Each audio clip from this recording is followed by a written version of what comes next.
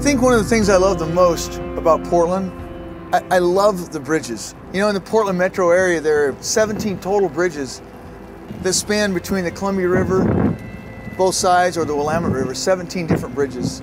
You think about the oldest bridge in our city in Portland is the Hawthorne Bridge that was built in 1910, awesome bridge.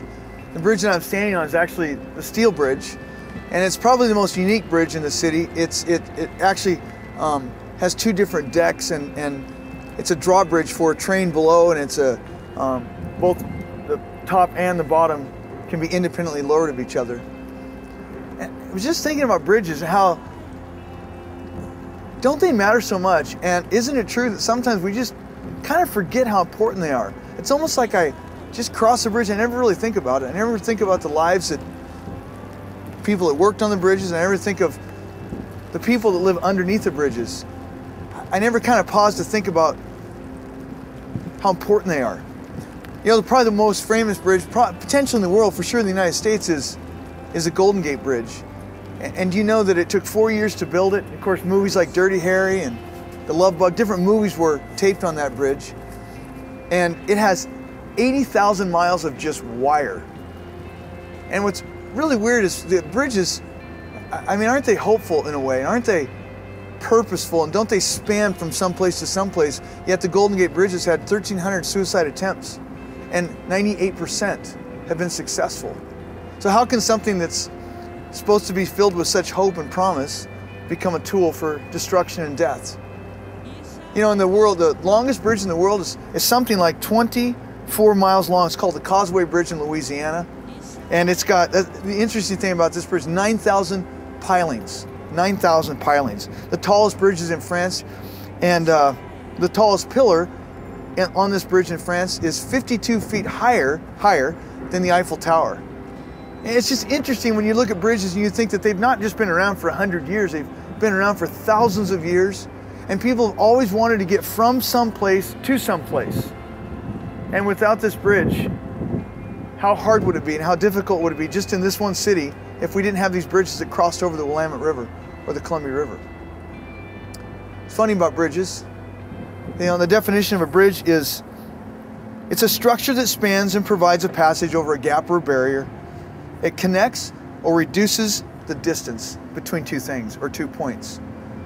And as we start a series, I want to start a series in a couple weeks called Bridges, and I wonder if we could reduce the span or reduce the gap between people and their marriages, between students with their friends. If we could somehow talk about what are the ways that we can bridge or connect between each other.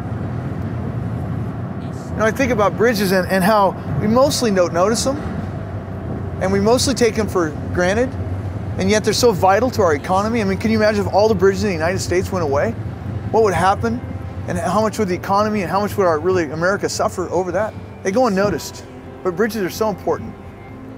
They're beautiful structures, but more than that, the purpose of a bridge is to get from point A to point B, is to span something that without the bridge, otherwise you wouldn't be able to get across.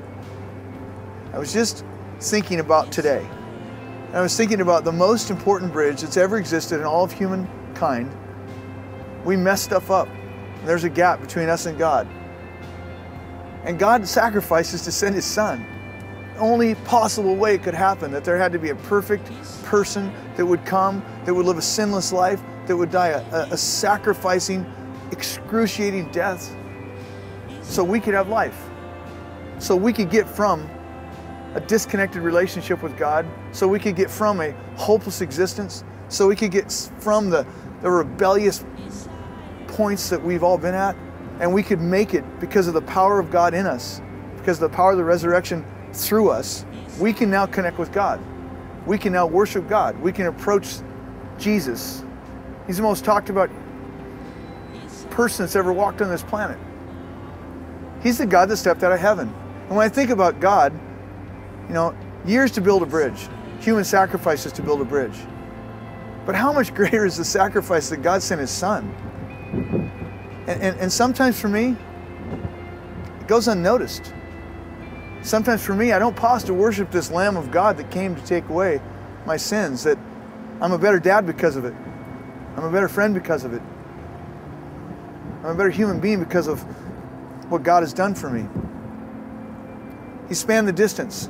And maybe every time I think about the importance or the purpose of a bridge, I ought to pause to thank God for the sacrifice He made as a father, sending His Son, His only Son, to a desperate and a dark and a hurting and a broken world to connect us.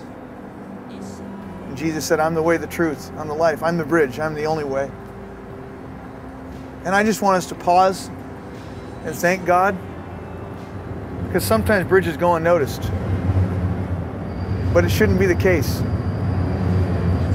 We need to pause and think about and thank God for and be humbled about the ultimate bridge